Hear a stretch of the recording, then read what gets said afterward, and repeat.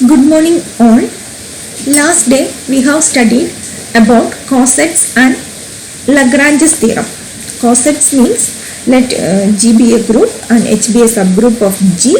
Then coset of H. Left coset is AH, where H small h element of capital H.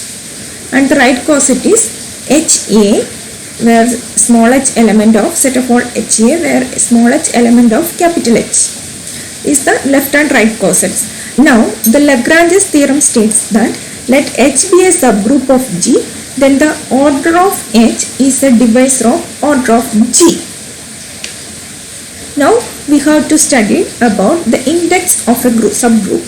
The index of a subgroup means let H be a subgroup of a group G, then the number of left or right cosets of H in G is the index of H in G. We know that the number of left cosets is equal to number of right cosets. So any coset, number of left or right cosets of H in G is called the index.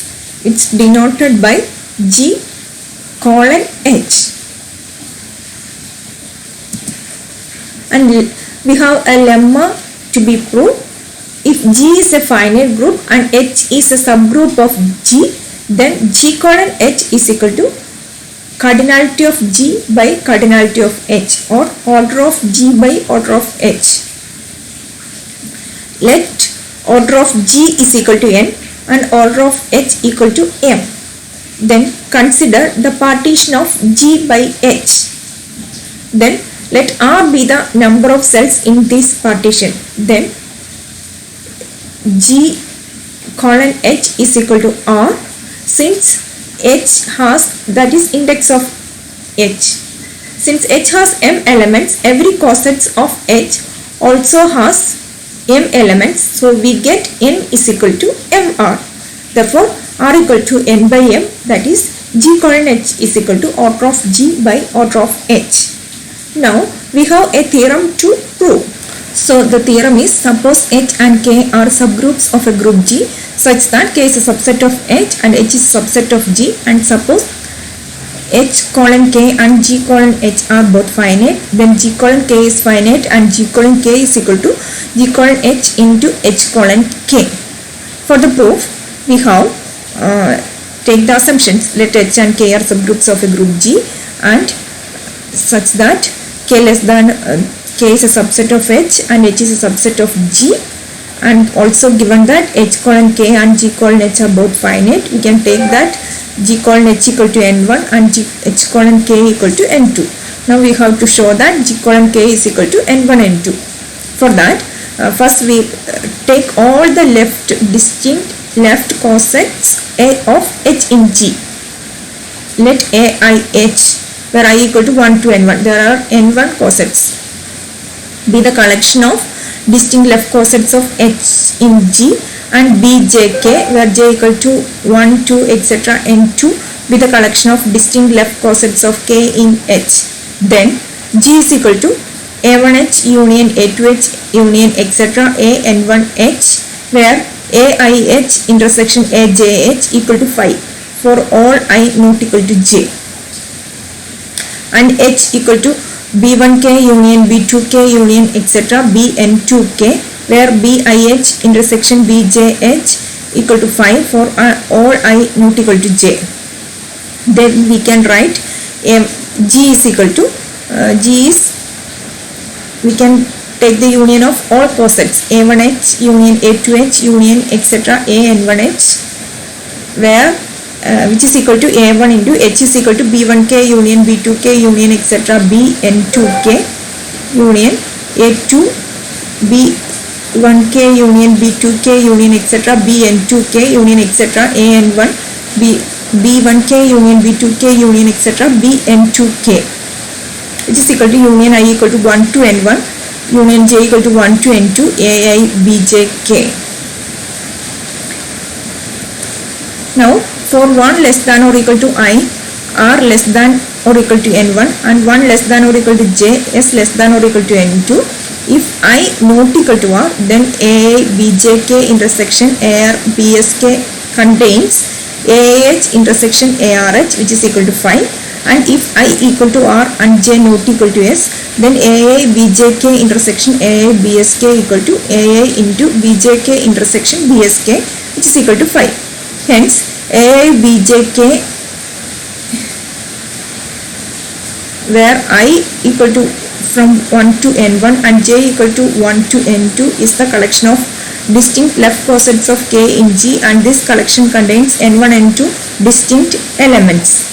Therefore, G colon K is equal to n1 n2 is equal to G colon H into H colon K. Now we have a problem. Let mu equal to cycle 1 2 4 5 into 3 6. In S6, find the index of mu in S6. We use the above theorem to find the order, which is equal to order of S6 by order of mu. We have to find the order of mu first. Before that, we have to find what is mu. 1 2 4 5 into 3 6. So we have to write in, this is 1 2 3 4 5 6 into 1 goes to 2, 2 goes to 4, 4 goes to 5, 5 goes to 1. The other numbers are same. Here 1 2 3 4 5 6. 1 2 same, 3 goes to 6, 6 goes to 3. The other numbers are same. So this is mu. Now we have to find the product of that. For that, 1 2 3 4 5 6. Here 1 goes to 1 and here 1 goes to 1, 1 goes to 2. So here it is 2, 2 goes to 2, 2 goes to 4, 3 goes to 6, 6 goes to 6, 4 goes to 4, 4 goes to 5, 5 goes to 5, 5 goes to 1, 6 goes to 3, 3 goes to 3. This is mu. Now we have to find the order of mu. For that, find mu square, mu cube, where it reaches the identity permutation. 1 2 3 4 5 6 into 2 4 6 5 1 3 into 1 2 3 4 5 6 2 4 6 5 1 3. So which is equal to, here 1 goes to 2, here it is, we can write 1 2 3 4 5 6. 1 goes to 2, 2 goes to 4, 2 goes to 4, 4 goes to 5, 3 goes to 6, 6 goes to 3, 4 goes to 5, 5 goes to 1, 5 goes to 1, 1 goes to 2, 6 goes to 3, 3 goes to 6. This is mu square.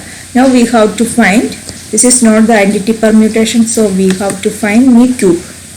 Mu cube is equal to mu square into mu, which is equal to 1 2 3 4 5 6 4 5 3 1 2 6 into 1 2 3 4 5 6 2 4 6 5 1 3. This is mu square into mu, which is equal to, here in the second one, 1 goes to 2, 2 goes to 5. Now 2 goes to 4, 4 goes to 1, 3 goes to 6, 6 goes to 6, 4 goes to 5, 5 goes to 2, 5 goes to 1, 1 goes to 4, 6 goes to 3, 3 goes to 3. This is mu cube.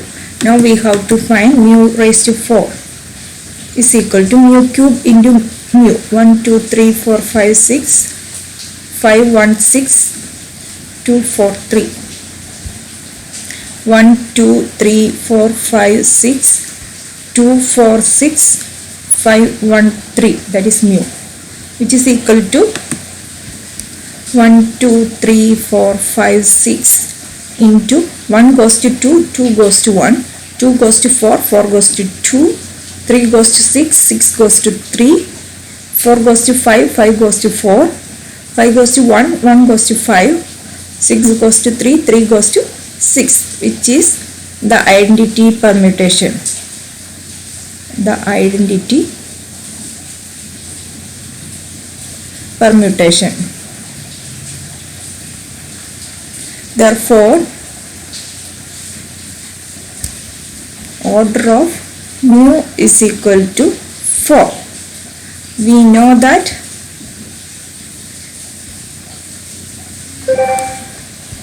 order of S6 is equal to 6 factorial. The index of mu in S6 equal to S6 mu,